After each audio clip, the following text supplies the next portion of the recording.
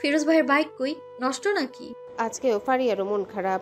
ফিরোজ তার সৎ ভাই, এটা সে কখনো ভাবতে পারে না। তাকে কত ভালোবাসে ফিরোজ। মায়ের কথায় ফিরোজের গম্ভীর চেহারা দেখে তারও মন খারাপ হয়। না, বাইক বাড়িতেই। তাহলে হেঁটে গেলে কেন? মনও খারাপ দেখলাম।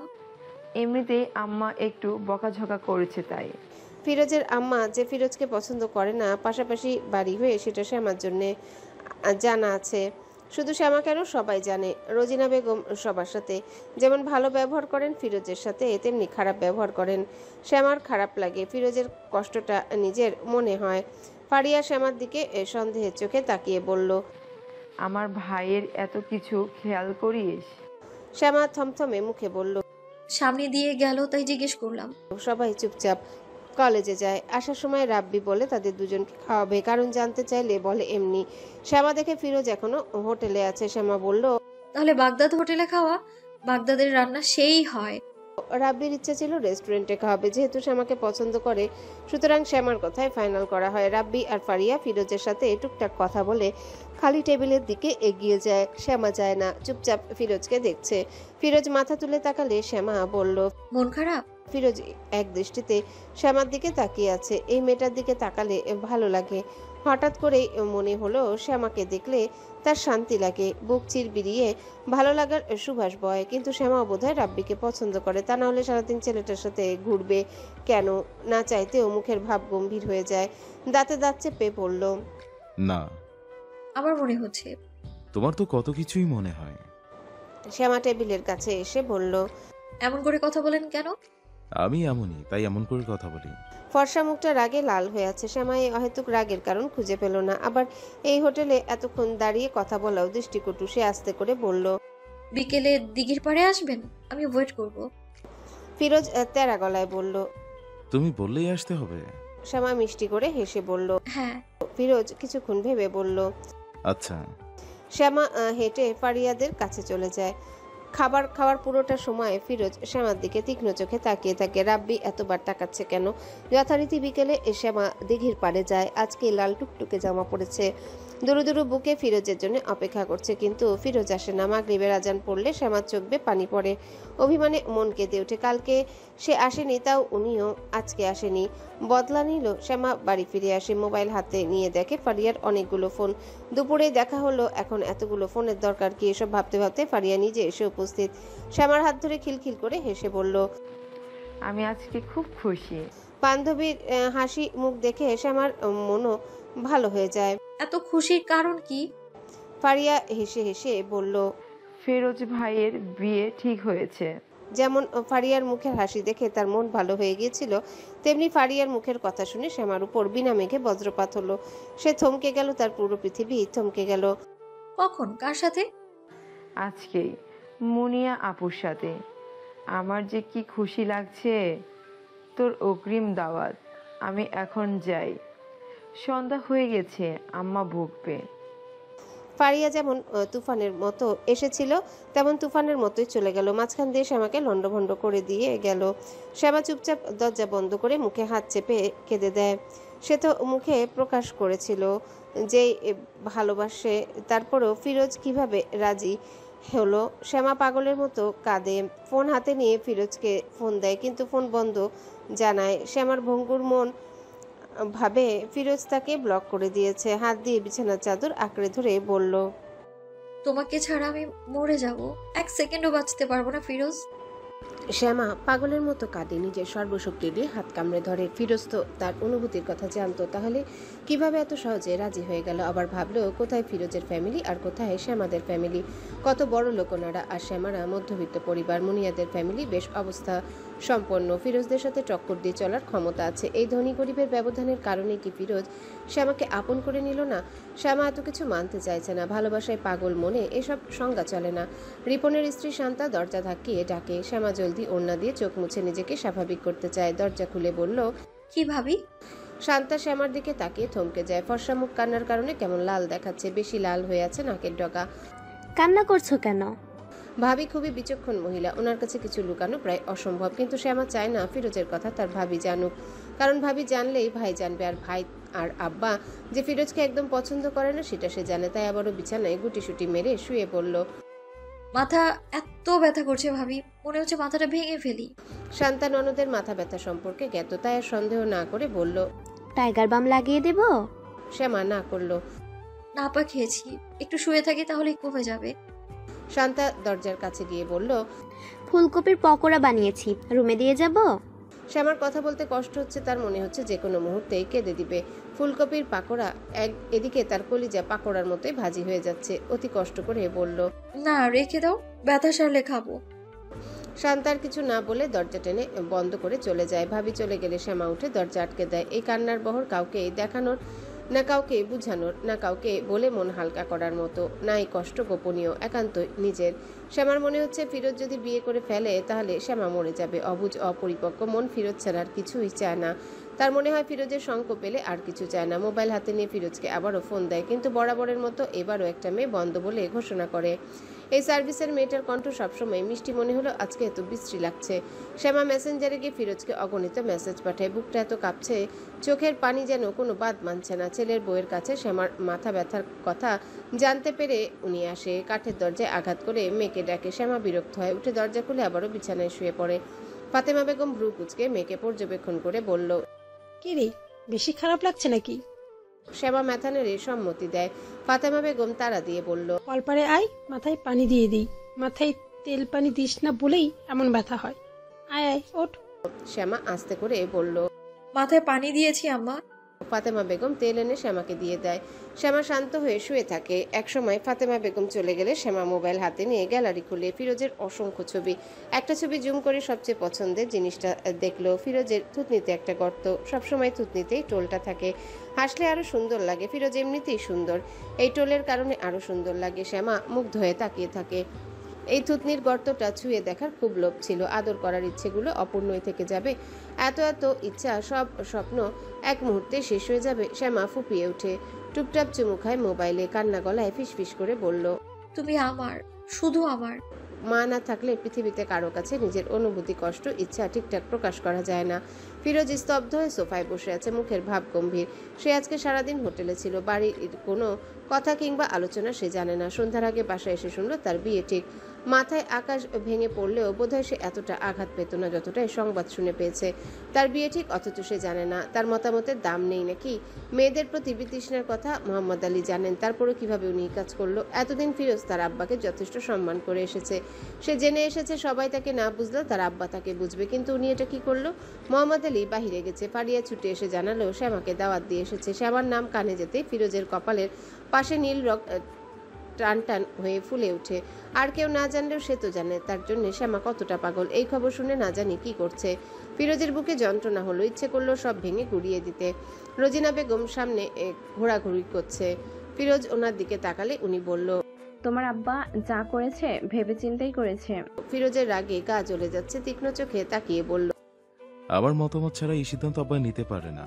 উনি তোমাকে জন্ম দিয়েছে, সব সিদ্ধান্ত নেওয়ার অধিকার আছে। বেশি পাকনামি করবে না। আমি পাকনামি করি? ফিরোজ সামনে সেন্টার টেবিলে লাথি দিয়ে ফেলে দেয়। উপরে কারুকার্যের উপর কাজ বসানো ছিল বলে বিকট শব্দ হয়ে সেটা ভেঙে টুকরো টুকরো হয়ে সারা ঘর ছড়িয়ে ছিটিয়ে পড়ে। রোজিনা বেগম থমকে যায়, ফিরোজের রাগ দেখে আর কিছু বলার সাহস পায় না। ফিরোজ রুমে ঢুকে সশব্দে দরজা আটকে দেয়। মুনিয়াকে বিয়ে করতে হবে, অসম্ভব। রাগে ফিরোজ মাথার চুল টেনে ধরে, হাতের মোবাইল আছড়ে ফ্লোরে ফেলে দেয়। সে বিয়ে কখনোই করবে না। এত শত চিন্তার মাঝে ফিরোজের চোখে দিঘির মতো টলে চোখের অধিকারিণীর চেহারা ভেসে উঠে। ভালোবাসি বলে ডুকরে কেঁদে ওঠা মুহূর্তটা মনে পড়ে। তখনই মোহাম্মদ আলী ফিরোজের নাম ধরে ডাকেন। ফিরোজ নিজেকে শান্ত করার জন্য জোরে জোরে কয়েকবার শ্বাস নিয়ে ছাড়ে। রুম থেকে বেরিয়ে দেখে মোহাম্মদ আলী ভাঙা গ্লাসের সামনে দাঁড়িয়ে আছে। ফারিয়া খুবই সাবধানে গ্লাসগুলো পরিষ্কার করছে। ছেলেকে দেখে মোহাম্মদ আলী শক্ত গলায় বলল। এসব কি ফিরোজ? ফিরোজ তার আব্বার দিকে তাকায়, শান্ত গলায় বলল। রাগ হয়েছিল তাই। রাগ হবার কোনো কারণ তো দেখি না। বিয়ে ঠিক হলে ছেলেরা খুশি হয়, তুই রাগ হচ্ছিস কেন? আমি বিয়ে করতে চাই না আব্বা। মোহাম্মদ আলী সোফায় বসে ছেলেকে বসতে ইশারা করেন। ফিরোজ বসে বলল। আপনাকে আগেও বলেছি আমি বিয়ে করতে চাই না। কেন? এমনি কোনো কারণ নেই। মোহাম্মদ আলী ভেবেছিলেন ফিরোজ তাকে শ্রদ্ধা করে, মানে উনি যদি বিয়ে ঠিক করেন তাহলে ফিরোজ না করবে না, কিন্তু এখন দেখা যাচ্ছে অবস্থা উল্টো। মুনিয়া ভালো মেয়ে, তাছাড়া আমাদের বংশের সাথে মানায়। ফিরোজ শক্ত গলায় বলল। এসব আমার কিছু যায় আসে না আব্বা, আমি বিয়ে করব না। আমি চাই তুমি বিয়ে করো, ওনাদের কথা দেয়া হয়ে গেছে। আপনি আমার মতামত ছাড়া এমন কাজ করলেন কি করে? মুনিয়ার বাবা খুবই বড়লোক মানুষ, মোহাম্মদ আলীর সাথে আত্মীয়তা হলে খাপে খাপ মিলে যায়। মুনিয়া নাকি নিজেই বলেছে সে ফিরোজকে পছন্দ করে, একমাত্র মেয়ের কোনো ইচ্ছে অপূর্ণ থাকেনি, তাই মোহাম্মদ আলীর কাছে প্রস্তাব নিয়ে আসেন আর উনিও রাজি হয়ে যায়। ওনার মনের ভাব কোনোভাবে যদি ফিরোজকে রাজি করানো যায় তাহলেই হলো, কিন্তু ছেলে যে এভাবে না করবেন ধারণা করেননি। মেয়ে দেখতে শুনতেও ভালো, তাই ভাবলাম তুমি কিছু বলবে না। আপনি এখনই না করে আসেন। তা কি করে হয়? রেজিনা বেগম তেড়ে মেরে বলল। লায়ক হয়ে গেছে না, হুকুম দেয়। মোহাম্মদ আলী স্ত্রীকে ধমকে বলল। চুপ বেয়াদব মহিলা, সব জায়গায় কথা বলবে না। ফিরোজ তার আব্বার দিকে শান্ত চোখে তাকিয়ে আছে। মোহাম্মদ আলী অনড় কণ্ঠে বলল। বিয়ে করতেই হবে, আমি কথা দিয়েছি, মান রাখার দায়িত্ব তোমার। ফিরোজ অসহায় বোধ করে আব্বার হাত ধরে বলল। আমার মা নেই আব্বা, আপনাকেই নিজের সব মনে করি। আমি চাই আপনি আমাকে বুঝুন। আমি বিয়ে করব না, যদি কখনো করি আপনাকে জানাবো। দয়া করে এখন আমাকে এসবে জড়াবেন না। ছেলের এমন কাতর আবদার মোহাম্মদ আলী ফেলতে পারে না। ছেলের কথাগুলো বুঝে মাথা নাড়ে, কিছুক্ষণ কথাগুলো নিয়ে ভাবে, তারপর গম্ভীর গলায় বলল। যখনই বিয়ে করবে আমাকে জানাবে, আমি বিয়ে ঠিক করব। আজাত আর কুজাত বললেই কিন্তু বিয়ে করাবো না। ফিরোজ কথা না বলে চুপ থাকে। মোহাম্মদ আলী রুমে চলে যায়। রেজিনা বেগম পিছু পিছু যায় আর বলে। বিয়ে করবে না, করবে না, মায়ের মতো আকাম ঠিক করতে পারবে, এইসব মানুষের চিনা আছে। ফিরোজ নিজের হাত মুষ্টিবদ্ধ করে বসে থাকে। কিছু সময় কথা হজম করতে হয়। তার আব্বাকে বলে যেহেতু বিয়ে ভাঙতে পেরেছে সুতরাং এখন আর রাগ কিংবা তর্ক করার দরকার নেই, হিতে বিপরীত হতে পারে। চুপচাপ উঠে রুমে চলে যায়। এইসব কথা বলতে বলতে কখন যে ঘড়ির কাঁটা রাত 11টায় গিয়ে দাঁড়িয়েছে বুঝতেই পারেনি। ফ্লোর থেকে মোবাইল উঠিয়ে অন করার কিছুক্ষণ পরে শ্যামার একের পর এক মেসেজ টুংটাং শব্দ করে আসে। ফিরোজ মেসেজগুলো পড়ে হাত পা ঠান্ডা হয়ে যায় তার। রুমে নিজেকে আটকে রাখা কষ্টকর হয়ে যায়। দরজা চাপিয়ে আবারও বেরিয়ে পড়ে। এমন মেসেজ দেখার পর আর নিজেকে আটকে রাখা যায় না। কোন মায়া বলে শেষ আমাদের বাড়ির দিকে হাঁটে, যেখানে প্রতীক্ষারত এক কোমল কিশোরী তার প্রতীক্ষায় বসে আছে। শ্যামার কিছু মেসেজ ছিল এমন। ফিরোজ ভাই, আপনি ফোন ধরেন প্লিজ। ফারিয়া যা বললো তা কি সত্যি? আমি মারি না, আমি মরে যাব তো। আপনি মেরে ফেলবেন নাকি আমায়? প্লিজ মেরে ফেলবেন না আমায়। আপনার বিয়ে হলে আমার লাশ দাফন হবে। একবার আমার কাছে আসুন না। আমাকে দেখুন কিভাবে বিয়ে করবেন আমায় কাঁদিয়ে আপনি। আমি মরে যাব ফিরোজ। ইচ্ছে করছে হাতের রক্তটা কেটে ফেলে কিংবা অন্য কিছু। আপনি শুধু আমার। ফিরোজ চুপচাপ শ্যামাদের বাড়িতে যায়। এতটাও রিস্ক নিত না যদি শ্যামা ফোন ধরতো। মেয়েটা ফোন ধরছে না। সে আলতো করে শ্যামার রুমে টিনে হালকা করে শব্দ করলো। সাথে সাথেই ঝপাত করে জানালা খুলে গেল। ফিরোজকে দেখে শ্যামা ডুকরে কেঁদে উঠে ধরা গলায় বলল। ফিরোজ ভাই। ফিরোজ আস্তে করে বলল। বাহিরে আসতে পারবে? শ্যামা জানালা বন্ধ করার আগে জলদি বলল। আসছি। ফিরোজ পিছিয়ে যায়। শ্যামা আসলে এক গভীর চোখে মেয়েটার দিকে তাকিয়ে থাকে। উস্কো কুস্কো চুল, নাক লাল, মুখ কান্নার কারণে ফুলে ওঠা। চোখ ফিরোজের নজর এড়ায় না। সামনে হাঁটতে হাঁটতে বলল। সামনে এসো, এখানে কথা বলে কেউ শুনে ফেলবে। দুজনে হেঁটে কিছুটা সামনে যায়। ফিরোজের বিয়ে ঠিক হয়ে গেছে ভাবতেই হঠাৎ সে কেঁদে ওঠে। ফিরোজ শ্যামার দিকে শান্ত চোখে তাকিয়ে আছে। শ্যামার ইচ্ছে করছে সামনে দাঁড়ানো পুরুষটাকে দুই হাতে শক্ত করে জড়িয়ে ধরতে, কিন্তু সেদিনের থাপ্পড়ের কথা ভেবে আর সাহস হলো না। মাথা নেড়ে বলল। আমি মরে যাব। ফিরোজের শান্তি লাগছে, তার জন্য কেউ রান্না করছে ভাবতেই ভালো লাগছে। কেন মরে যাবে? শ্যামার কথা গলায় আটকে যাচ্ছে। আপনাকে ছাড়া বাঁচতে চাই না। আচ্ছা, এইসব উল্টাপাল্টা মেসেজ পাঠিয়েছো কেন? শ্যামা ফিরোজের শান্ত দুই চোখের দিকে তাকিয়ে বলল। সত্যি বিয়ে করছেন? এতক্ষণ যত অশান্তি লাগছিল শ্যামাকে দেখে কেন জানি অশান্তির জায়গায় শান্তি লাগলো। ভালো লাগছে মেয়েটাকে দেখে। মনের ক্লান্ত ভাব দূর হয়ে যাচ্ছে। শ্যামাকে আরেকটু কষ্ট দিতে ইচ্ছা হলো। বিয়ের বয়স হয়ে গেছে তো? শ্যামা কিছু না বলে জিজ্ঞাসু চোখে তাকায়। ফিরোজ বলল। মনিও ভালো মেয়ে, তাই রাজি হতে দেরি করিনি। শ্যামার মনে হলো সামনের মানুষটা খুবই খারাপ। ফ্যাস ফ্যাস করে কেঁদে বলল। আপনি এত খারাপ, আমার কষ্ট বুঝলেন না? আমি মরে গেলেই বুঝি শান্তি। ফিরোজ শ্যামার উতলা ভাব দেখে আর মজা করে না, গম্ভীর গলায় বলল।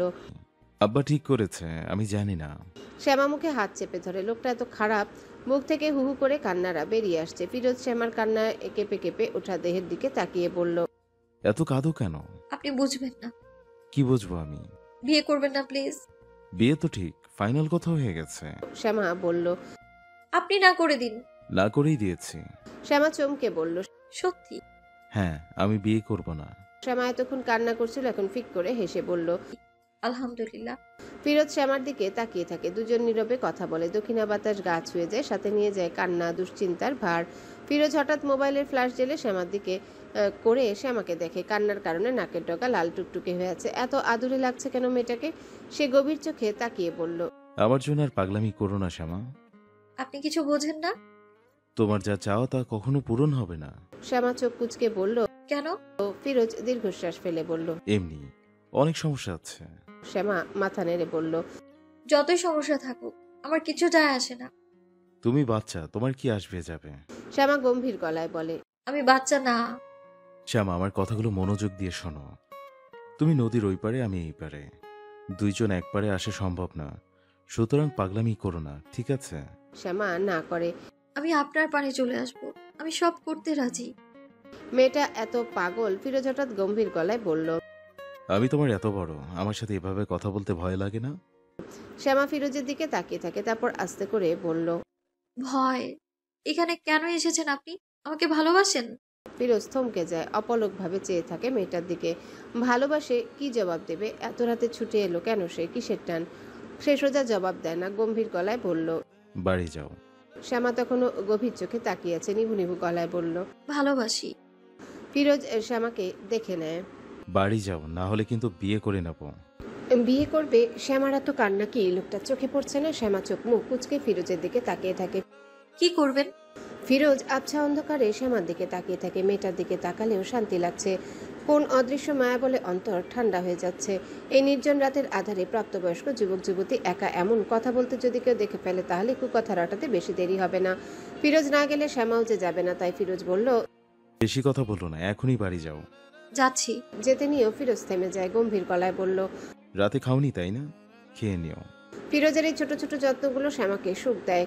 সে যে খায়নি এটা ফিরোজ কিভাবে বুঝলো? তার শুকনো মুখ লক্ষ্য করছে। সুখে সুখে শ্যামার মনে ময়ূর নাচে, মাথা ঝাঁকে সম্মতি দেয়। ফিরোজ আর দাঁড়ায় না, লম্বা লম্বা পা ফেলে সামনে এগিয়ে যায়। তার মনে হচ্ছে শ্যামা একটা চুম্বক, যা তাকে টেনে ধরছে। যেতে মোটেও ইচ্ছা করছে না। সে হাঁটতে হাঁটতে পিছনে ঘুরে তাকায়। শ্যামা তখনও দাঁড়িয়ে আছে। ফিরোজ বলল। কি হলো, যাচ্ছ না কেন? শ্যামা হেঁটে যাওয়া ফিরোজকে দেখছিল। লোকে বলে যাকে ভালোবাসে তার সবকিছুই নাকি ভালো লাগে। ফিরোজের হেঁটে যাওয়া শ্যামার ভালো লাগছে, তাই তাকিয়েছিল। ফিরোজের কথা শুনে শ্যামা বাড়ির দিকে পা বাড়ায়। যে বিষাদের কালো মেঘ মাথায় করে এসেছিল, এখন মনে একটুও কষ্ট নেই। ফুরফুরে মনে প্রেমের মৃদুমন্দ বাতাস বইছে। সে ফিরোজকে ঠিক বুঝতে পারে না। ফিরোজের আচরণ আগের থেকে অন্যরকম মনে হয়। একবার মনে হয় ফিরোজ তাকে ভালোবাসে, কিন্তু মুখে স্বীকার করে না। শ্যামা ফিরোজের জন্য অপেক্ষা করবে, যতদিন না পায়রা পাঠিয়ে প্রেম কথার কাব্য পাঠায়, ঠিক ততদিন। চুপি চুপি করে তার রুমে ঢুকে যায়। তার রুমের সাথে রুমটাতে রিপন থাকে। একবার যদি জানতে পারে শ্যামার এই লুকোচাপ, তাহলে তাকে নির্ঘাত মেরে ফেলবে। যদিও মোহাম্মদ আলীর পরিবারের সাথে শ্যামাদের পরিবারের সম্পর্ক ভালো, কিন্তু সব সমস্যা ফিরোজকে নিয়ে। রিপন আর ফিরোজ সমবয়সী হওয়া সত্ত্বেও দুজনের মধ্যে এক ফোঁটাও মেলবন্ধন নেই। শ্যামা বিছানায় মাথা রাখে, ঠোঁটের কোণে মিষ্টি হাসি, রেশ ছুটাছুটি করছে। মনে মনে ভাবে, আল্লাহ, কি ভয়টাই না পেয়েছিলাম, এখন শান্তি লাগছে। শ্যামা নিশ্চিন্ত মনে ঘুমায়। ঘুমে ডুবে যায় এক ভালোবাসার রাজ্যে, যে রাজ্যে ফিরোজ আর তার বিচরণ। আহা, জীবন এত সুন্দর কেন? ফিরোজ হাঁটতে হাঁটতে অনেক কিছু ভাবছে। সে কি শ্যামাকে পছন্দ করে নাকি ভালোবাসে? ফিরোজ তেরা মনোভাবে বলল। ভালোবাসি না। মেয়েদের ভালোবাসা মানেই কষ্ট পাওয়া। ফিরোজের মন অট্ট হাসিতে ফেটে পড়ে, বিদ্রুপ করে বলে। ভালোবাসিস না বললেই হলো। তাহলে তখন বিয়ের কথা আসতে শ্যামাকে মনে পড়লো কেন?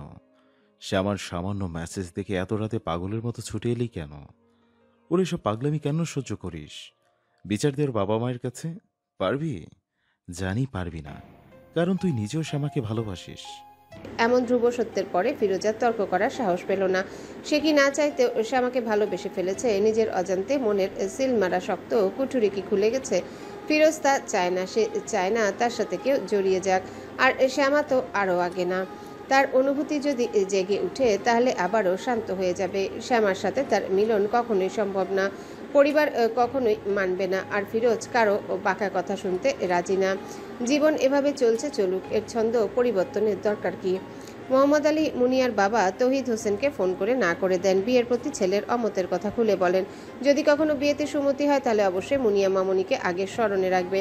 ফোন রেখে ওনার মুখে অমাবস্যার অন্ধকার বিরাজ করে। তিনি ছেলের উপর নাখোশ, কত আশা করে বড় মুখ করে সম্বন্ধ পাকা করেছিল, আর ছেলে কিনা মুখের উপর না করে দিল। মাহারা ছেলে বলে তিনি বেশি কিছু বলেননি। মুনিয়ার বাবা তৌহিদ নিজে যেচে মেয়ের বিয়ে দিতে আগ্রহ প্রকাশ করেছে, আর উনি কিনা সোনার ডিম পাড়া হাঁস তাড়িয়ে দিলেন।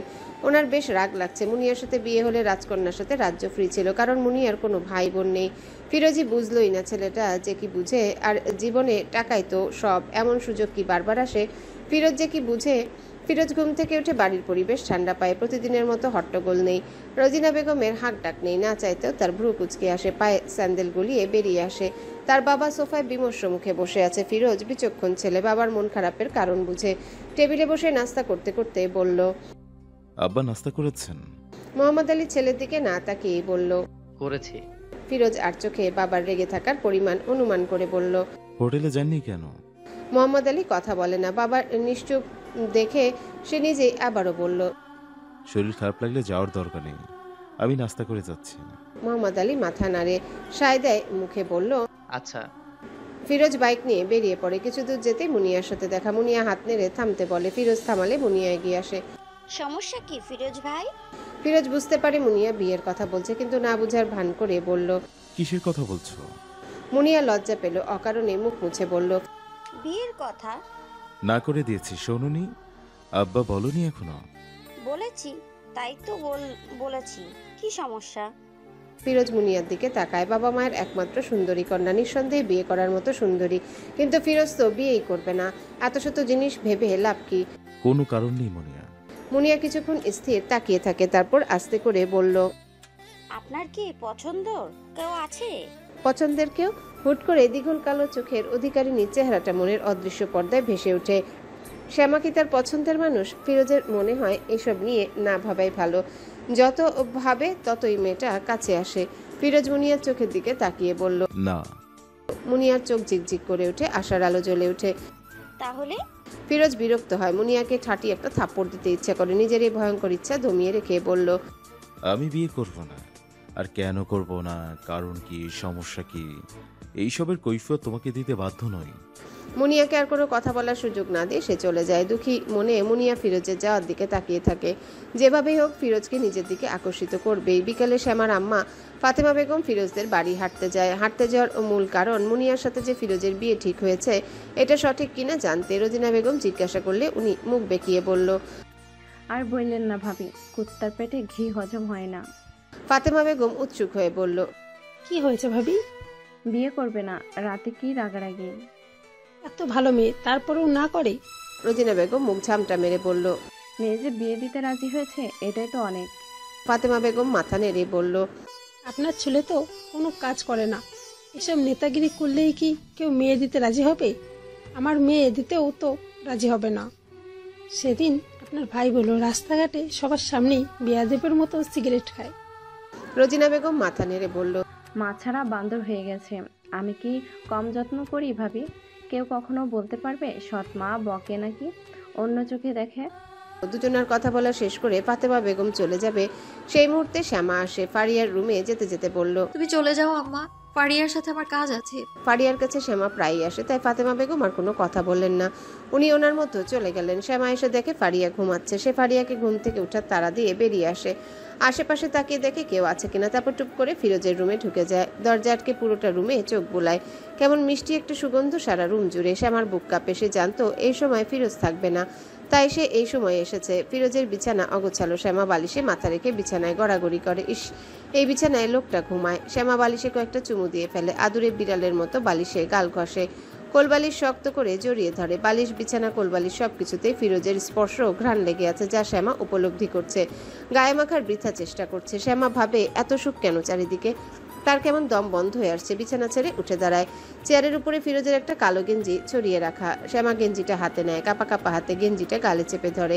গেঞ্জিতে লেগে থাকা আধো আধো পারফিউমের ঘ্রাণ শ্যামাকে মাতাল করে দেয়। দুপুরে গায়ে দিয়েছিল হয়তো। শ্যামা গেঞ্জিটা শক্ত করে জড়িয়ে ধরে ভাবে ফিরোজকে জড়িয়ে ধরেছে।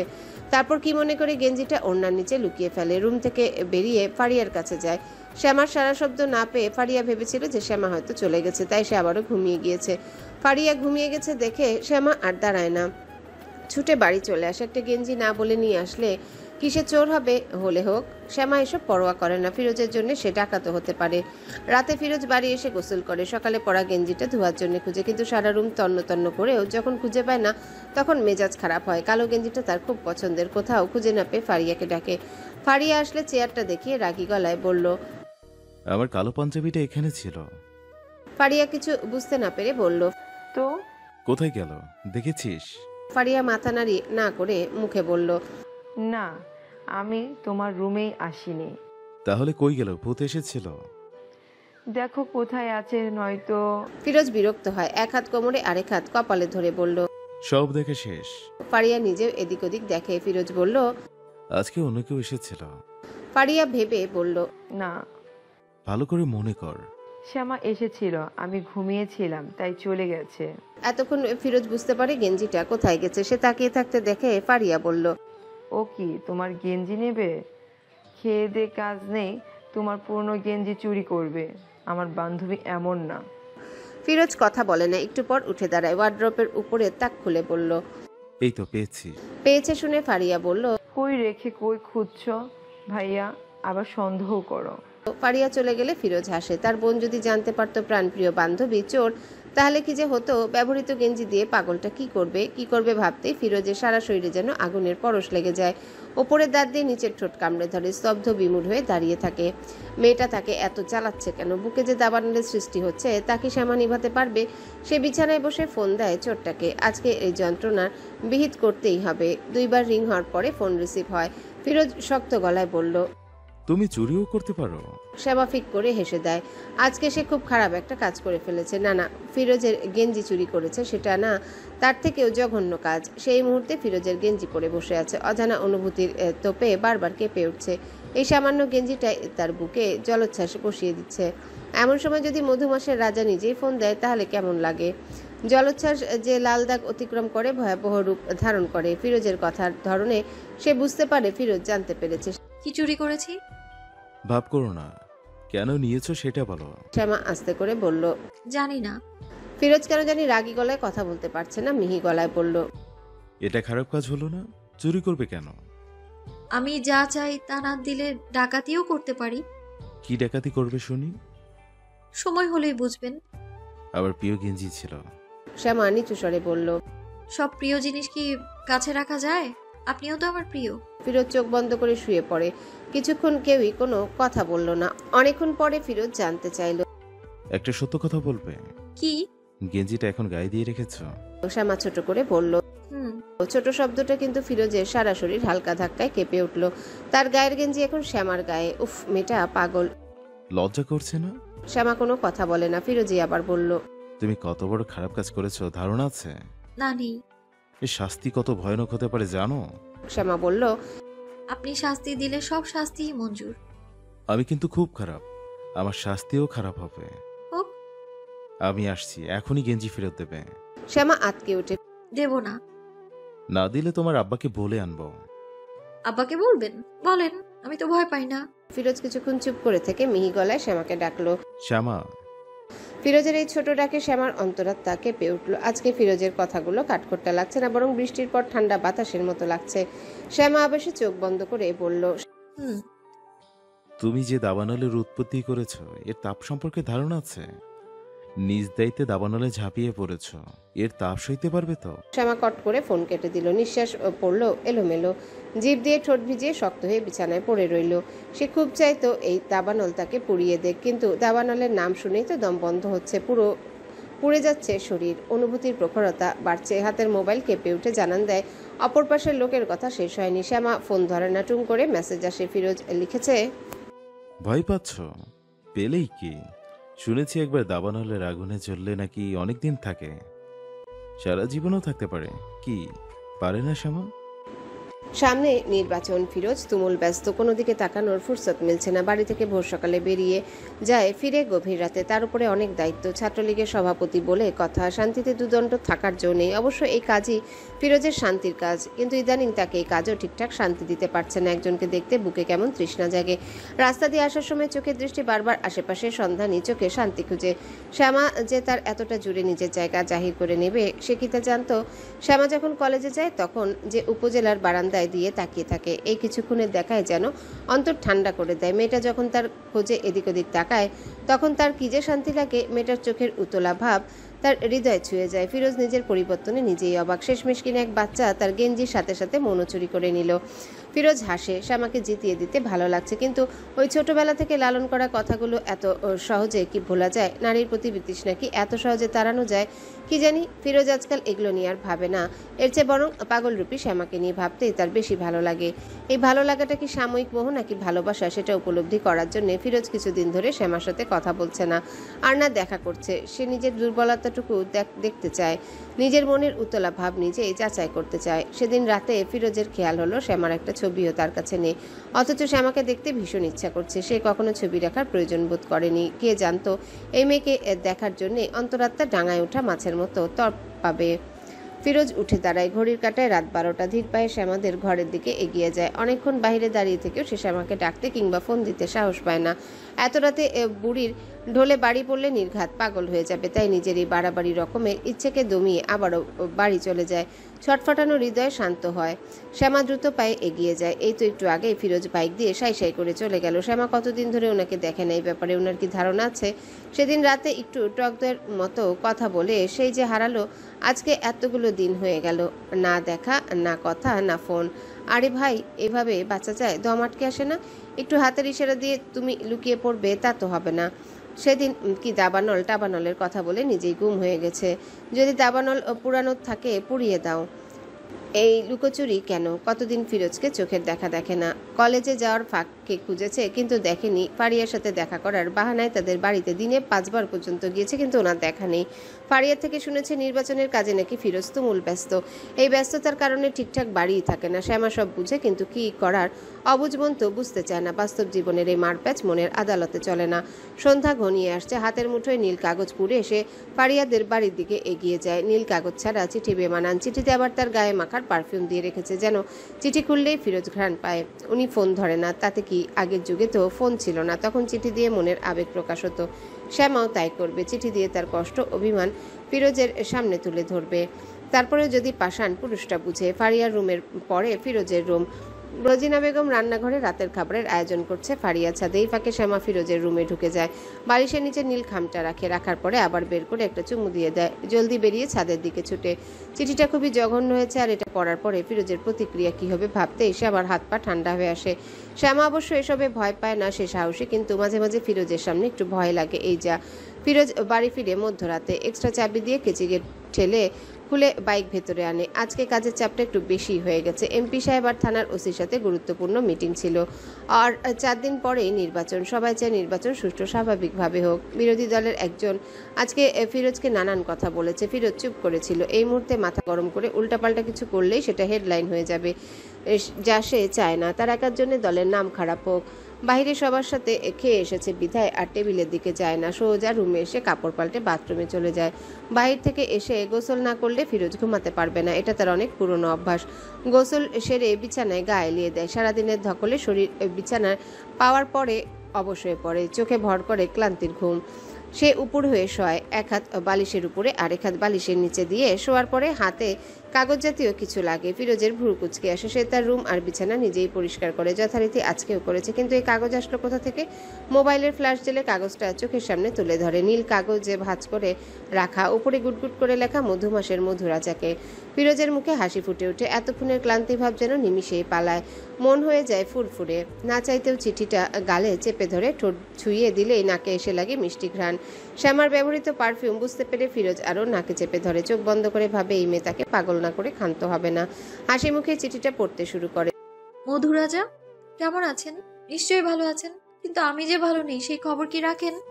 ফোন না করলেই কি যোগাযোগ বন্ধ হয়ে যাবে? আমি প্রাচীন কালের পদ্ধতি অবলম্বন করলাম, চিঠি দিলাম নীল কাগজে। নীল কাগজ ছাড়া চিঠি মানাই না। আপনাকে কতদিন ধরে দেখি না, এই হৃদয়ের এবার বিদ্রোহ ঘোষণা করেছে। মধুরাজাকে না দেখলে মধুরানী কি ঠিক থাকতে পারে? আমি অভিমান করেছি, আপনার উপর আমার এক আকাশ অভিমান। আপনার সব দিকে খেয়াল থাকে, শুধুমাত্র আমি ছাড়া। খুব বেশি ভালোবাসি, তাই এমন করেন, তাই না? আপনি জানেন আমি ঠিকঠাক খেতে পারি না, ঘুমোতে পারি না। কি এক অজানা অসুখ আমাকে ধীরে ধীরে মেরে ফেলছে। সেদিন এক ফকির বাবা বলল, এই অসুখ শুধুমাত্র মধুরাজাই নিরাময় করতে পারবে। কিন্তু আমার বোধহয় সুস্থ হওয়া হবে না, কেননা আমার মধুরাজা তো আমার দিকে মনোযোগই দেয় না। আচ্ছা, আপনি কি আমার হৃদয়ের রক্তক্ষরণ দেখতে পান না? পাখির ছটফটানি কি একবারও চোখে পড়ে না? আজন্ম তৃষ্ণার্থ বুকে একটু ভালোবাসার জল দিলে কি খুব বেশি ক্ষতি হয়ে যাবে? ধুর, আপনাকে এসব বলে লাভ কি? আপনি একটা আনরোমান্টিক নিরামিষ মানুষ। এই বালিকার মন বোঝার ক্ষমতা আপনার নেই। আপনি বোঝেন খালি রাজনীতি। হ্যাঁ, আমি অভিমান করেছি, অভিমানে কান্নাও করেছি। খবরদার আমাকে ফোন দেওয়া যাবে না। ফোন দিলে বাসায় চলে আসবো আমি। আমি কিন্তু ভয় পাই না। চিঠি দিয়েছি বলে ভাববেন না আমি আপনাকে ভালোবাসি। একটুও ভালোবাসি না। এই ছোট বালিকার কোমল মন যে বোঝে না, তাকে এত ভালোবাসাবাসির কোনো দরকার নেই। ইতি ইতি কি হবে আপনিই বলেন? দীর্ঘ চিঠি পড়ে ফিরোজের ঠোঁটের হাসি প্রশস্ত হলো। চোখের তারায় খেলে গেল দুষ্টুমির হাসি। মোবাইল ফোন হাতে নিয়ে ডায়াল করলো অভিমানীর মোবাইল নাম্বারে। 5 বার বেজে কেটে গেল। 6 বারের সময় শ্যামা ঘুম জড়ানো গলায় বলল, আপনি এতক্ষণে ফোন দিয়েছেন? ঘুম ঘুম কণ্ঠ শুনে ফিরোজ চোখ বন্ধ করে ফেলল। সারাদিনের অশান্তি ছটফটানির অবসান ঘটল এই একটি রিনরিনে কণ্ঠের কাছে। ফিরোজ ঘড়িতে সময় দেখে রাত 3টা। এতক্ষণই বাসে আসলাম। শ্যামা অভিমানী গলায় বলল। কেন ফোন দিয়েছেন? ফিরোজ পাল্টা প্রশ্ন করল। আপনি চিঠি কেন দিয়েছেন? জানি না। ফিরোজ বালিশের উপর মাথা রেখে বলল। আমি জানি না। শ্যামা চুপ করে থাকে। ফিরোজ কিছুক্ষণ পরে বলল, অভিমানী রাগ কমেছে? কমেছে। চিঠিটা খুব সুন্দর ছিল। মনের সবটা ভালোবাসা দিয়ে লিখেছি, সুন্দর না হয়ে পারে? ফিরোজ হাসে। আমার জীবনের প্রথম চিঠি। শ্যামা অবাক হয়ে বলল, আর কখনো কেউ চিঠি দেয়নি? না, আমার কাছে ঘেঁষেরই সাহস পেত না, চিঠি দেবে কি? আমি তো ভয় পাই না। ফিরোজ খুবই আস্তে করে বলল। তুমি তো মধুরানী, ভয় পেলে চলবে? শ্যামার ঘুম ঘুম ভাব ছুটে যায়। মস্তিষ্ক জানান দেয় এই মুহূর্তে ফিরোজ এক ভয়ঙ্কর কথা বলে ফেলেছে। কি বললেন? ফিরোজ হাত দিয়ে চুল টেনে ধরে বলল, কিছু না। শ্যামা মুচকি হাসে। ফিরোজের কথাটা তার কানে গেছে, আর তাই তো কেমনতর সুখে নাচতে ইচ্ছা করছে। ইতি কি দেয়া উচিত ছিল বললেন না? ফিরোজ ভেবে বলল। ইতি গেঞ্জি চোর দিলেই পারফেক্ট হতো। শ্যামা উদাস গলায় বলল। গেঞ্জি চুরি করতে পারলাম, মন তো আর পারলাম না। ফিরোজ মনে মনে ভাবে সেটাও বোধ হয় করে ফেলেছে। বোকামে মুখে বলল, এসব পারার দরকার কি? আছে আছে। ফিরোজ জিজ্ঞাসা করলো। তা তোমার ফকির বাবা আর কি বলল? শ্যামা নিজের হাসি লুকিয়ে গম্ভীর গলায় বলল, মধুরাজা আমাকে ভালোবাসলেই আমার অসুখ সারবে, না হলে নির্ঘাত মরে যাব আমি। ফিরোজ হাসে। মেয়েটা ধুরন্ধর চালাক। চুরি ডাকাতি করতে বলেনি? না। আচ্ছা, দেখা যাক কি হয়। শ্যামা ফিসফিস করে বলল। ভালো লাগে না তো? এমন নরম আদুরে কণ্ঠে কথা বললে প্রণয় পুরুষ কি করে ঠিক থাকে? ফিরোজের কেমন এলোমেলো লাগে। বুকের কাঁপন শ্যামাকে বুঝতে না দিয়ে বলল। কেন? মনের কথা মুখে আনার সাহস হলো না। আস্তে করে বিবশ গলায় বলল। আপনি বোঝেন না? ফিরোজ আর কথা বাড়াতে চাইছে না। পাগল একবার আশকারা পেলে খবর আছে। ঘুমাও, ঘুমালে ভালো লাগবে। শ্যামা আদুরে গলায় গুঙিয়ে উঠে। ভালোবাসি। ফিরোজ ফিসফিস করে বলল। বেয়াদব মেয়ে, ঘুমাও। ওই গেঞ্জি চোরের সাথে কথা নেই। মন চুরি করতে পারলে কথা বলবেন না, তুমি পাগল, তোমার সাথে কথা বলে আমিও পাগল হতে চাই না। একবার পাগল হয়ে দেখেন, পাগলামোতে মজা আছে। রাখছি। শ্যামা তার কোমল স্বরে আদর মিশিয়ে বলে উঠল। লাভ ইউ সোনা পাখি। ফিরোজ দম আটকে বিছানায় পড়ে রইল। বুকে জল করে শ্যামাকে কাছে পাওয়ার আগুন জ্বলে গেল অবিরত। ইস, এবার একটা ব্যবস্থা করতেই হবে। বাচ্চার পাগলামি এখন আর বাচ্চামিতে আটকে নেই। পাগলামিগুলো ভয়াবহ হয়ে যাচ্ছে। সেই ভয়াবহ সীমারেখা ফিরোজে অতিক্রম করে ফেলেছে। ইস, আচ্ছা জ্বালাতো। সকালে ঘুম থেকে উঠে শ্যামা কলেজে যাচ্ছে। উপজেলার সামনে হাঙ্গামা দেখে পারিয়া এগিয়ে যায়। তার ভাই যেহেতু এখানে থাকে, কি নিয়ে এমন চিল্লাচিল্লি তা দেখার জন্য দুই বান্ধবী এগিয়ে যায়। গিয়ে যা দেখলো তা দেখার পরে শ্যামার বুকের পাখি উড়ে যাবার জোগাড়। রিপন আর ফিরোজের তর্কাতর্কি এক পর্যায়ে হাতাহাতিতে পৌঁছে যায়। সবাই মিলে ছুটানোর পরেও রিপন ঠাস করে ফিরোজের গালে থাপ্পড় দিয়ে ফেলে। ফিরোজও পাল্টা আক্রমণ করে। শ্যামার গলা শুকিয়ে যায়। আপন ভাই আর প্রিয় পুরুষের মাঝের এই দ্বন্দ্বে তার সব শেষ হয়ে যাবে, এটা বুঝতে কষ্ট হচ্ছে না। একটু আলোর রেখা না দেখতে কি মিলিয়ে যাবে? ফিরোজের রাতের বলা নরম সুরের কথাগুলো এখনো কানে বাজে। রিপন ঘরে এসেও চিল্লাচিল্লি করে ফিরোজকে দেখে নেবে সে। রাগে তার শরীর থরথর করে কাঁপছে। শ্যামা আজকে আর কলেজে যায়নি। আপন দুজন মানুষের মাঝে এই দ্বন্দ্ব দেখে আর কোথাও যাবার জোর পায়নি। ফারিয়াও বাড়ি ফিরে গেছে। ফিরোজ কিছুক্ষণ শক্ত চোখে শ্যামাকে দেখেছে, তারপর দ্রুত পদক্ষেপে ভেতরে চলে গেছে। এই একটু তাকানোতে শ্যামার ভেতরটা কষ্টে ভেঙে চুরে গেছে। রক্তলাল চোখে যে অপমানে ভরপুর ছিল তা শ্যামা এত দূর থেকেও টের পাচ্ছিল। সবার ভাষ্যমতে রিপন ফিরোজকে অনেকক্ষণ ধরে খোঁচা মেরে কথা বলছিল। ফিরোজ প্রথমে ঠান্ডা মাথায় বুঝালেও পরে রেগে যায়। রিপনই প্রথমে ফিরোজের গায়ে হাত তুলেছে। এত বড় ছেলেকে সবার সামনে মারা কি অপমানের না? অপমানিত হয়ে ফিরোজ কেন চুপ করে হাত গুটিয়ে বসে থাকবে? সেও পাল্টা আক্রমণ করেছে। ভাগ্য ভালো তখন তাদের কাছে লোক ছিল, ওনারা দুজনকে ছাড়িয়ে নেয়। উপস্থিত সবার কথা শুনে স্বপন ইসলাম বুঝতে পারে দোষটা ওনার ছেলেরই। ফিরোজ যেমন খারাপ তেমনি ওনার ছেলে কেমন তেরা এটা ওনার জানা আছে। রিপনের হম্বিতম্বি দেখে স্বপন ইসলাম ধমকে বলেন, গাধার মতো লাফাচ্ছিস কেন? রিপন রাগে ফুসফুস করে বলল, আব্বা, ফিরোজ জানেন কি করেছে? আমার জানার দরকার কি? তুই কুত্তার মতো লাগতে গিয়েছিস কেন? ও এত বড় বড় কথা বলে কেন? তাতে তোর কি? আমাদের দল কি খারাপ নাকি? ওর দল নিয়ে এসব কথা আমার সহ্য হয় না। যার যার দল তার কাছে ভালো হবে, এটাই স্বাভাবিক। তাই বলে গায়ে হাত তুলবি? রিপন সামান্য পরিমাণ অনুশোচনা নেই। সে রগরগে কণ্ঠে বলল, ভালো করেছি, মেরেছি, দরকার হলে লাশ বানিয়ে কবর দিয়ে ফেলবো। রিপনের কথায় শ্যামার বুকের খাঁচা ছেড়ে প্রাণ পাখি উড়ে যাবার জোগাড়। বড় বড় চোখ দুটো পানিতে টই টই হয়ে যায়, হাত পা তিত্তির করে কাঁপতে থাকে। ফাতেমা বেগম আতকে উঠে বলল, এসব কি বলিস রিপন? মাথা ঠিক আছে? রিপন চুপ করে থাকে। ফাতেমা বেগম বলে যায়, ফিরোজ নেতা ফেতা পোলাপান, ওর সাথে টক্কর দেওয়ার কি দরকার? তো নেতা বলে কি ওর আঙুল চুষতে হবে নাকি? স্বপন ইসলাম ধমকে বললেন, চুপ কর বেয়াদব। দলকে তুই আমার থেকে বেশি ভালোবাসিস নাকি? চুপ থাকতে না পারলে বাড়ি থেকে বেরোবি না। হঠাৎ রিপন শ্যামার দিকে তাকিয়ে বলল, ওই বাড়িতে যাবি তোর পায়ের খোড়া ভেঙে ফেলবো। অসভ্যদের সাথে কোনো সম্পর্ক নেই, মনে রাখিস। শ্যামা কেঁপে উঠে। ওই বাড়িতে যাওয়া মানে তার বান্ধবীর কাছে যাওয়া। কিন্তু শ্যামা যে বান্ধবী ছাড়াও আরেকজনের কাছে যায় এই কথা কি কেউ জানে না? না, জানে না। জানলে রিপন এতক্ষণে তাকে ইচ্ছে মতো মার দিত, কিংবা জানে মেরে ফেলতেও দ্বিধা করতো না। শ্যামা কিছু না বলে তাকিয়ে থাকে। অজানা ভয় আতঙ্কে কলিজা শুকিয়ে খড়খড়ে হয়ে যায়। রিপন গজগজ করতে করতে রুমে চলে যায়। কেউ শ্যামার চোখের পানি দেখার আগে সে তার ছোট রুমে চলে যায়। বুকে এত যন্ত্রণা হচ্ছে। কালকে পাওয়া বৃষ্টির ফোঁটা না ধরতেই কি মিলিয়ে যাবে? অনাবৃষ্টির মাঠে প্রথম ভালোবাসার বৃষ্টি সে মন ভরে গ্রহণ করতে পারল না। ফিরোজ কি আবারও কঠিন হয়ে যাবে? ফিরোজের রাগে লাল হওয়া চোখের কথা মনে পড়ে শ্যামার ভয় হয়, প্রচণ্ড ভয়ে কুকড়ে যায় অতি সাহসী প্রেমের হৃদয়। ফ্যালফ্যাল চোখে কাঁদতে থাকে। সে কি করবে কিংবা কি করা উচিত বুঝতে পারে না। ফিরোজকে ফোন দিতে গিয়েও দেয় না, যদি আরও রেগে যায়। সপ্তাহখানেক চলে যাবার পরেও শ্যামা ফিরোজের সাথে যোগাযোগ করতে পারে না। সম্ভবত ফিরোজ তাকে সব দিক দিয়ে ব্লক করে রেখেছে। সে যোগাযোগের কোনো মাধ্যম পাচ্ছে না। ফারিয়াদ থেকে শুনেছে সেদিন ফিরোজকে নাকি মোহাম্মদ আলী খুবই বকাবকি করেছেন। রাস্তাঘাটে এসব করার জন্য উনি প্রচণ্ড রেগে গেছেন। শ্যামা লুকিয়ে ফারিয়াদের বাড়িতে গিয়েছিল, কিন্তু ফিরোজের দেখা পায়নি। ব্যথিত মনে ফিরে এসেছে। এই 7 দিন শ্যামা যে কত কেঁদেছে এটা একমাত্র আল্লাহ ছাড়া আর কেউ জানে না।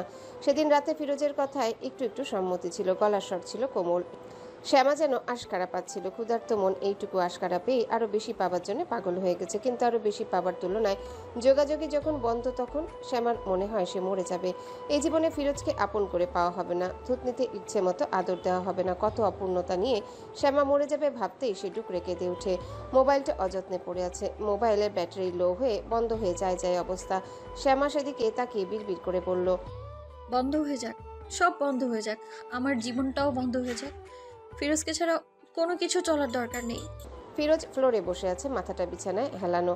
সে একটুও শান্তি পাচ্ছে না। বুকের পাখি ছটফটিয়ে জানান দিচ্ছে শান্তি নেই কোথাও, এক ফোঁটা শান্তি নেই। বুকের এমন ছটফটানির কারণ ফিরোজ জানে। এর মূল কেন্দ্রবিন্দু হচ্ছে শ্যামা। শ্যামাকে নিয়ে তার মনের যত জল্পনা কল্পনা।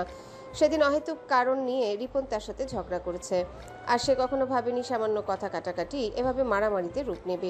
রিপন সবসময় উগ্র স্বভাবের। শ্যামা তাকে ভালোবাসে এটা শোনার পরেও অনেক ঝামেলা করবে, এমনকি শ্যামাকে মারতেও পারে। তাই সে চাচ্ছিল শ্যামাকে দূরে সরাতে। শ্যামার ফ্যামিলি মানবে না, আর ফিরোজের ফ্যামিলিও মানবে না। সেদিন মোহাম্মদ আলী ফিরোজকে ধমকে বলেছেন, রিপনরা ছোট বংশের মানুষ, মান সম্মানের কোনো ভয় নেই। ওদের সাথে তর্ক করে নিজেদের সম্মান নষ্ট করার কোনো মানে হয় না।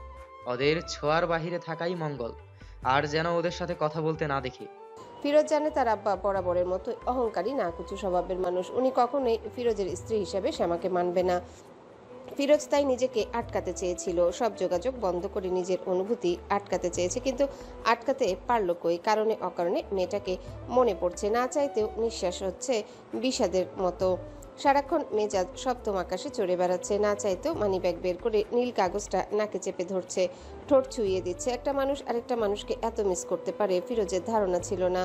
লাভ ইউ সোনা পাখি, এই শ্যামার বলা এই কথাটা ফিরোজের কানে এখনো বাজছে। এত মিষ্টিও কোনো কথা হয়? বুকে প্রেমের ঘণ্টা ঢং ঢং করে বেজে যায়। তার এতদিনে ঘৃণা অবহেলা উধাও হয়ে সেখানে ভালোবাসার বীজ মাথা নাড়া দিয়ে উঠল। ফিরোজের মনে হচ্ছে শ্যামাকে ছাড়া তা চলবে না, মেয়েটাকে ছাড়া একটুও ভালো থাকা যাচ্ছে না, একটুও শান্তি পাওয়া যাচ্ছে না। যে কোনো মূল্যেই হোক এই পাগলকে তার মনের হাসপাতালে ভর্তি করাতেই হবে। না মানুক কারোর ফ্যামিলি, তাতে কি আসে যায়? সে শ্যামাকে চায়, এর চেয়ে ধ্রুব সত্য কি হতে পারে? দুজন এক হতে হলে যদি রক্তগঙ্গা বইয়ে দিতে হয় তাহলে তাই সই। ফোনটা বের করে গুনে গুনে 7 দিন পরে তার পাগল পাখির কাছে ফোন দিল। 2বার রিং হওয়ার পরে ফোন রিসিভ হয়। শ্যামা কখনো ভাবেনি ফিরোজ তাকে ফোন দেবে। ফিরোজের ফোন দেখে অভিমানে কেঁদে দেয়। ফোন রিসিভ করে কেঁদে কেঁদে বলল, ভালোবাসি না, এভাবে কষ্ট দিতে হয়। শ্যামার কান্না জড়িত কণ্ঠ শুনে ফিরোজের বুকে শুল ফুটে। বুকের বাম পাশে কেমন সূক্ষ্ম চিনচিনে ব্যথা হয়। নরম গলায় বলল, সরি। ফিরোজের আত্মসমর্পণ শ্যামাকে আরো কাঁদায়। সরি, কত কেঁদেছি জানেন? আমাকে আপনি এত কষ্ট কেন দেন? ভাইয়ের সাথে ঝামেলা হয়েছে তো আমার কি দোষ? আমি যদি কষ্টে মরে যেতাম তো? ফিরোজ মনোযোগ দিয়ে শ্যামার কথাগুলো শুনে বলল, তোমাকে মরতেই দেব না, তুমি আমার। ফিরোজ আর কি বলছে শোনা যাচ্ছে না। শ্যামা কান থেকে মোবাইল নামিয়ে দেখে মোবাইল বন্ধ হয়ে গেছে। এদিকে কারেন্টও নেই। রাগে দুঃখে শ্যামা ফুপিয়ে কাঁদলো। কতদিন পরে ফোন দিয়েছে আর সে কিনা মোবাইলের ব্যাটারি লো বানিয়ে রেখেছে। হাতে কোনো উপায় না থাকায় শ্যামা বিছানায় বসে থাকে। ফিরোজের মুখের বাকি কথাটা কি ছিল আর একটু শুনতে পেলে কি ক্ষতি হতো? ফোন কেটে গেলে ফিরোজ আবারও ফোন করে, কিন্তু তাকে নিরাশ করে ফোন বন্ধ বলে ঘোষণা দেয়। ফিরোজ উঠে দাঁড়ায়, দ্রুত পায়ে বাড়ি থেকে বেরিয়ে গন্তব্যের দিকে হাঁটে। আজকে মন ভরে না দেখলে কিংবা কথা না বললে তার কলিজা ফেটে যাবে। শ্যামার রুমের টিনে হাতের আঙ্গুল তারা হালকা করে টোকা দেয়। ভিতরে শব্দ পেলে ফিরোজ ফিসফিস করে ডাকলো, হ্যালো গেঞ্জি চোর।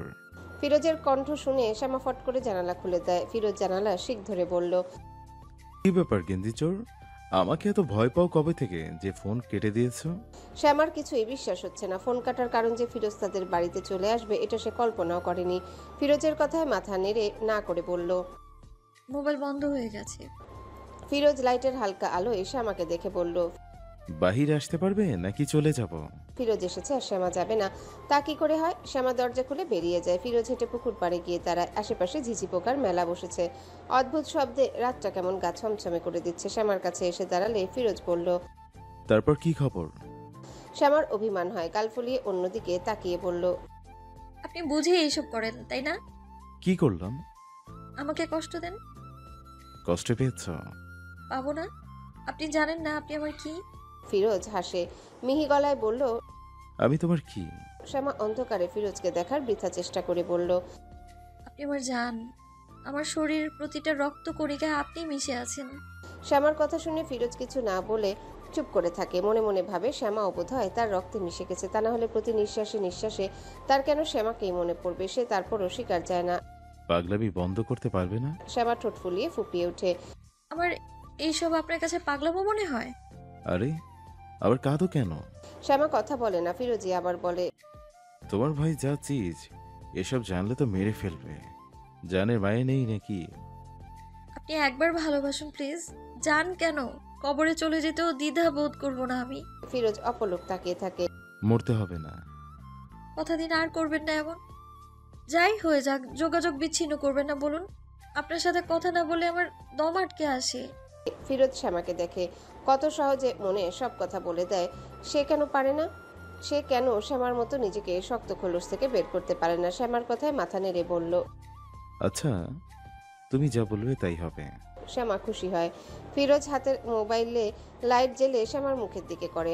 লাইটের আলোয় শ্যামা চোখ বন্ধ করে ফেলে। আতকে উঠে বলল, কি দেখেন? ফিরোজ নিভু গলায় বলল, আপনাকে দেখি ম্যাডাম। শ্যামা যেন একটু লজ্জা পেল। মাথার ঘুমটা টেনে আরেকটু বড় করতে চাইল। ফিরোজের কণ্ঠ এমন শোনাচ্ছে কেন? কেমন নেশা নেশা। ফিরোজ শ্যামাকে দেখে নিয়ে বলল, তুমি আগুনে ঝাঁপ দিচ্ছ, বুঝে শুনে, ঠিক আছে? শ্যামা অন্যরকম গলায় বলল, আগুনে তো ঝাঁপ সেই কবেই দিয়েছি। আমার হৃদয় কবে থেকেই তো পুড়ছে, অথচ ভালোবেসে নেভানোর মানুষ নেই। যার জন্য এই জ্বলন পোড়ন সে দেখেও দেখে না, স্বেচ্ছায় আমাকে মৃত্যুর মুখে ঠেলে দিচ্ছে। ফিরোজ মুগ্ধ হয়ে শ্যামার কথাগুলো শুনে শ্যামা আবারও বলল। আমাকে ভালোবাসেন তো? ফিরোজ অকপটে বলল। না। ভালো না বাসলে এই রাত দুপুরে দেখা করতে আসেন কেন? কিসের দায়? সেটাও বলতে হবে? হবে।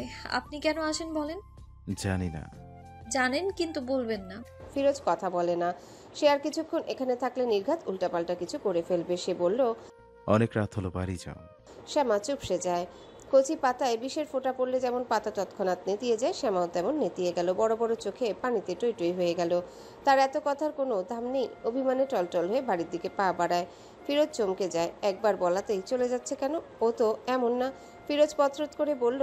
কই যাচ্ছ? শ্যামা ধরা গলায় বলল। বাড়িতে। কেন? আপনি না চলে যেতে বললেন? আমি বললেই চলে যাবে? যাব না। না, জোর করে থাকবে। শ্যামা ফিরোজের দিকে তাকিয়ে বলল। জোর করে সব আদায় করা যায় না। ফিরোজ মুচকি হেসে বলল। চোরের সব পরে। গেঞ্জি চুরি করতে পারে, মন তো পারে না। ফিরোজ শ্যামার খুব কাছে আসে। যতটা কাছে আসলে নিঃশ্বাসের সাথে নিঃশ্বাসের আলিঙ্গন হয়, ততটা ফিসফিস করে বলল। গেঞ্জির সাথে মনটাও নিয়ে গেছো? শ্যামা অবাক হয়ে বলল। মন তো কথা শুনে না। ফিরোজ শ্যামার দিকে তাকিয়ে বলল। শোনে না? আচ্ছা, তুমি যা বলবে তাই হবে। কি বলবো? যা ইচ্ছা। শ্যামা ফিরোজের চোখের দিকে তাকায়। আপনি আবার হয়ে যান। ফিরোজ হাসে। এত কাছে কোনো ছেলের হাসি দেখে শ্যামার মন কেঁপে ওঠে। এক পা পিছিয়ে বলল। কি হলো, হাসেন কেন? শ্যামা এক পা পিছালে ফিরোজ এক পা সামনে আনে। শ্যামার কানের কাছে মুখ নিয়ে ফিসফিস করে বলল। আমাকে পাগল না বানালে হচ্ছিল না। পাগলের পাগলামি সহ্য হবে তো শ্যামা পাখি? শ্যামা কেঁপে উঠে দম আটকে তাকিয়ে থাকে ফিরোজের দিকে। কি সেই ফিরোজ যে কথায় কথায় কাঁদতো? শ্যামার শখ খাওয়া চেহারার দিকে তাকিয়ে ফিরোজ ফিসফিস করে বলল। মধুমাস বোধহয় খুব নিকটে। মধুরানী কি মধুরাজার অভিষেকের জন্য প্রস্তুত? শ্যামা কথা বলতে পারে না। ফিরোজ খুব যত্নে শ্যামার হাতটা নিজের বলিষ্ঠ হাতের মুঠোয় পুড়ে নেয়। নরম হাতটার উল্টো পিঠে আলতো করে ঠোঁট ছুঁয়ে বলল। প্রস্তুত না হলে নাই, আমি অভিষেক করবই। ছোট মেয়েকে দাবানলে পড়াতে হলে মধুরাজও হতেই হবে। শ্যামা এত সব না পাওয়া সুখ একসাথে পেয়ে বোকা হয়ে যায়। ড্যাব ড্যাব করে তাকিয়ে থাকে। প্রচন্ড উত্তেজনায় শরীর কাঁপে থরথর করে। মুখে কথা বলার ভাষা হারিয়ে ফেলে। ভাঙা ভাঙা গলায় উচ্চারণ করে। ফিরোজ ভাই। ফিরোজ তখন কিছুটা দূরে দাঁড়িয়ে আছে। শ্যামার মুখে ফিরোজ ভাই ডাকটা শুনে তাকায়। তারপর হঠাৎ করেই বলল। আর একটু নিজেকে লুকাতে পারলাম না। শ্যামা এত পরিমাণ অবাক হয়েছে যে কোনো কথা বলতে পারছে না। সে বলল। এসব কি সত্যি? ফিরোজ ফিসফিস করে বলল। আমি কিন্তু খুব ভয়ানক প্রেমিক হব শ্যামা, বসন্তের রাজা বলে কথা। তারপর থেমে কানের সাথে ঠোঁট লাগায়। শ্যামা কেঁপে উঠে। শিহরণ জাগে সারা দেহে। ফিরোজ রয়ে শয়ে বলল। ভালোবাসি আমার গেঞ্জি চোর। আজকে শ্যামার দিনটা আগের থেকে অনেক বেশি রঙিন মনে হচ্ছে। সুখে সুখে ডানা ঝাপটাতে ইচ্ছা করছে। আয়নার সামনে দাঁড়িয়ে যে কত রকম অঙ্গভঙ্গি করেছে তা শ্যামা ছাড়া কেউ জানে না। ঠোঁটের কার্নিশে রিনরিনে সুরে সারাক্ষণ গান বাজে। মুখে মুচকি হাসি লেগেই থাকে। গতকাল রাতের মধুস্মৃতি মনে হয়ে গা শিরশিরে অনুভূতি হচ্ছে, অথচ তাদের মাঝে খারাপ কিছু হয়নি। এই ভাবের আদান প্রদানে সে হাজারো অনুভূতির বহর লুকিয়ে আছে, যা শ্যামাকে ক্ষণে ক্ষণে লজ্জা দিচ্ছে, কাঁপিয়ে দিচ্ছে ফিরোজের পাখির সর্বাঙ্গ। শ্যামা চোখ বন্ধ করে বিছানায় পড়ে থাকে। চোখে ভাসে গতকালের মুহূর্তগুলো। ফিরোজ রয়ে শুয়ে বলে। ভালোবাসি আমার গেঞ্জি চোর। শ্যামা বোধহয় এতটা অবাক হতো না যতটা অবাক হয়েছে ফিরোজের এই স্বীকারোক্তি শুনে। অবাকের পাশাপাশি লজ্জা চেপে ধরে তাকে। এতদিন যাকে পাগলের মতো একান্ত নিজের করে চেয়েছে, তার কাছে থেকে একটু ভালোবাসা পাওয়ার জন্য ডাঙায় ওঠা মাছের মতোই ছটফট করেছে। আজকে সেই কাঙ্ক্ষিত মানুষটার মুখ দিয়ে ভালোবাসার শব্দগুলো শোনার পরে লজ্জায় শ্যামার হাত পা ঠান্ডা হয়ে আসে। একই সাথে খুশিতে পেখম মেলে মন। কোনো কথা বলার শক্তি হারিয়ে ড্যাব ড্যাব করে তাকিয়ে থাকে। ফিরোজ আস্তে করে বলল। কি হলো? শ্যামা নিজেকে ধাতস্থ করে। এখন চুপ থাকার সময় না, এখন কথা বলার সময়। সে বুঝে পায় না তার এত লজ্জা আসলো কই থেকে। শুকনো ঢোক গিলে গলা ভিজাতে চায়। তারপর থেমে থেমে বলল। সত্যি? আমাকে কি মৃত্যুক বলে মনে হয়? না। এতদিন তো এটা শোনার জন্য বেশ কসরত করেছ, এখন এই সত্য মিথ্যে যাচাই করছো? শ্যামা মাথা নেড়ে না করে। যাচাই করব কেন? আমার আসলে বিশ্বাস হচ্ছে না, মনে হচ্ছে কল্পনা, তাই জিজ্ঞেস করেছি। ফিরোজ একটা গাছে হেলান দিয়ে দাঁড়ায়। মাথাটা কাত করে শ্যামাকে দেখে বলল। বাড়ি যাও, গিয়ে একটা ঘুম দাও, সকালে স্বপ্ন না বাস্তব টের পাবে। শ্যামা যায় না, পাগুলো পাথরের মতো ভারী মনে হচ্ছে। শ্যামার কোনো নড়চড় নেই দেখে ফিরোজ আবারও বলল, যাও। শ্যামার মোটেও বাড়ি যেতে ইচ্ছে করছে না, তার এখন ভয়ঙ্কর সব ইচ্ছে করছে। ভয়ঙ্কর ইচ্ছেটা হচ্ছে ফিরোজ, তার সদ্য স্বীকৃত দেওয়া প্রেমিক পুরুষকে শক্ত করে আষ্টেপৃষ্ঠে জড়িয়ে ধরতে ইচ্ছা করছে, কিন্তু সাহসে কুলাচ্ছে না। সেইবার জড়িয়ে ধরাতে যে থাপ্পড় দিয়েছিল এখনো মনে হলে তার কান টনটন করে ওঠে। তাই সে আর ইচ্ছে পূরণের দিকে গেল না। যদি এই সুখের মুহূর্তে আবারও কান ব্যথা বানিয়ে দেয়, এই পুরুষের সাথে বিশ্বাস নেই, সে তার ইচ্ছে নিভিয়ে দেয়। আস্তে করে বলল, বাড়ি যেতে ইচ্ছে করছে না। ফিরোজ সোজা হয়ে দাঁড়ায়। কেউ দেখতে পেলে কি অবস্থা হবে জানো? শ্যামা কথা বলে না, চুপচাপ তাকিয়ে আছে। সে নিজেও জানে রাতে দেখা করা খারাপ মানুষ দেখলে কথা রটাতে দেরি করবে না। ফিরোজ চুপ থেকে বলল, বাড়ি যাও, ফোন দেবো, ওকে? শ্যামা মাথা নেড়ে সায় দেয়। শ্যামা বাড়ির দিকে হেঁটে গেলে ফিরোজও তার বাড়িতে চলে যায়। তার কেমন যেন লাগছে, কেমন ফাঁকা ফাঁকা অনুভূতি। শ্যামা চোখ বন্ধ করে শুনতে পেল কাঠের দরজায় ধুমধাম শব্দ করে ফারিয়া সমান তালে ডেকে যাচ্ছে। ফারিয়া এই সময় কেন? সে উঠে দরজা খুলে দেয়। ফারিয়া হাসি মুখে ভেতরে এসে শ্যামার মাথায় থাপ্পড় দিয়ে বলল, দিন দুপুরে দরজা লাগিয়ে কি করিস? শ্যামার মুখে লাজুক হাসি। সে এতদিন সবকিছু লুকিয়ে রাখতে পারলেও এখন আর লুকিয়ে রাখতে পারছে না। তার মুখে লাজুক হাসি দেখে ফারিয়ার ভ্রু কুঞ্চন হয়ে যায়। এই, তুই প্রেম করিস না তো? শ্যামা ভাবলো ফিরোজকে না জানিয়ে কাউকে বলা ঠিক হবে না। সে মাথা নেড়ে বলল, আরে না না, ভালো লাগছিল না তাই শুয়েছিলাম। শ্যামা ফারিয়ার কথা মতো রেডি হয়ে মার্কেটে চলে যায়। হঠাৎ মার্কেটে যাচ্ছিস কেন? দরকার আছে, আগে হোটেলে চল, টাকা আনবো। শ্যামা ভাবে যদি ফিরোজ থাকে তো। তার কেন জানি ফিরোজের সামনে যেতে লজ্জা লাগছে, কিন্তু দেখার লোভ সামলাতে পারলো না। ধীর পায়ে ফারিয়ার পিছু পিছু হোটেলে গেল। ভাগ্য বুঝি আজকে শ্যামার পক্ষে ছিল। ফিরোজ ক্যাশিয়ারে বসে আছে। অন্য দিনের মতো ফারিয়া কাছে গেলেও শ্যামা যায় না, কিছুটা দূরে দাঁড়িয়ে থাকে আর আর চোখে ফিরোজকে দেখে। ফিরোজ মুচকি হাসে। শ্যামার এই রূপ তার কাছে অপরিচিত। শ্যামা সবসময় তার সামনে উড়নচণ্ডী বেসামাল, কিন্তু আজকে এই রূপ যেন লাজুক লতা। খারাপ লাগছে না, মুখের লাজুক আভা তাকে মনে করিয়ে দিচ্ছে কাল রাতেই সে নিজ হাতে ভালোবাসার এক নতুন অধ্যায় রচনা করে এসেছে। আজকে সারাদিন ইচ্ছে করে ফোন দেয়নি, কেন জানি দিতে ইচ্ছা করেনি। সারাক্ষণ কথা বললেই কি ভালোবাসা বাড়ে কিংবা দুজনের অনুভূতির মিলন হয়? তার মনে হয় 5 মিনিটের কথা বললেও তো হয় প্রেমের আদান প্রদান। সারাক্ষণ কানে ফোন ধরে রাখার মতো পুতু পুতু প্রেমিক সে না। ফারিয়া মোগলাই আনতে ভেতরে গেল। ফিরোজ এই ফাঁকে ইশারায় শ্যামাকে কাছে ডাকে, এই যে আপু, এদিকে এদিকে আসুন না। ফিরোজের কথা বলার স্টাইলে শ্যামা মুচকি হাসে। দুজন দুজনের দিকে তাকায়। কি অবস্থা? স্বপ্ন থেকে বের হয়েছেন? জি।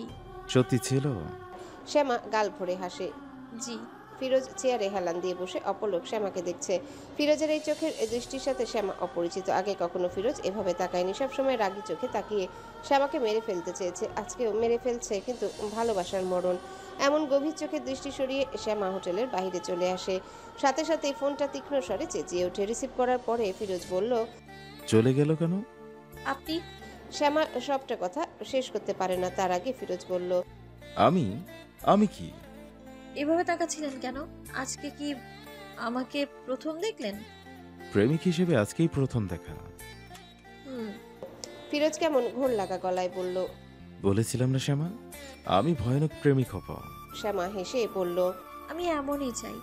শুধু আমি কেন, সব মেয়েরই এক চাহিদা, প্রেমিক ভয়ঙ্কর রকম ভালোবাসুক। তাই নাকি? আচ্ছা, দেখা যাক সামনে কি হয়। আচ্ছা। শ্যামা চুপ করে থাকে। ফিরোজ কিছু বলছে না দেখে সে পিছু ফিরে দেখে তার দিকে তাকিয়ে আছে। সে ফিসফিস করে বলল, লাভ ইউ। ফিরোজ হাসে, মিষ্টি করে হেসে বলল, আচ্ছা। ফিরোজের হাসিতে শ্যামা বরাবরের মতোই মুগ্ধ, কিন্তু আচ্ছা তো তার উত্তর না। মনটা অন্য কিছু শোনার জন্য মুখিয়ে আছে। সে আবারও বলল, আই লাভ ইউ। আচ্ছা। এটার উত্তর এটা না তো? কোনটা? আপনি জানেন না? না, তুমি শিখিয়ে দেবে। শ্যামা বুঝতে পারে ফিরোজ দুষ্টুমি করছে। সে রাগ দেখিয়ে বলল, আচ্ছা, বলতে হবে না। ফিরোজ বলল, আরে রাগ করলে নাকি? কিসের উত্তর দেবো বলো? Love you. ফিরোজ কেমন তোর কণ্ঠে জানালো, লাভ ইউ টু পাখি। এমন মায়াময় কণ্ঠ শুনে নিজেকে ঠিক রাখা যায়? শ্যামার ইচ্ছে হলো মরে যেতে, সুখে সুখে দূর আকাশে উড়ে যেতে। ইস, ভালোবাসা এত শান্তি কেন? ফিরোজটা এত আদুরে কেন? শ্যামার বুকটা এত কাঁপছে কেন? প্রেমে পড়লে কি সবারই এমন হয়? ফারিয়া এসে বলল, দোস্ত, আগুন গরম এনেছি, খেতে যা, লাগবে না, খেলে শেষ হয়ে যাবে। শ্যামা পিছনে ফিরে ফিরোজকে আরেকবার দেখে নেয়। হাঁটতে হাঁটতে মনে মনে বলে, তোর ভাইয়ের প্রেমের আগুনেই তো আমি শেষ। মোগলাই আর কি শেষ করবে? শান্তা আর রিপনের বিয়ে ঘরোয়াভাবেই হয়েছে।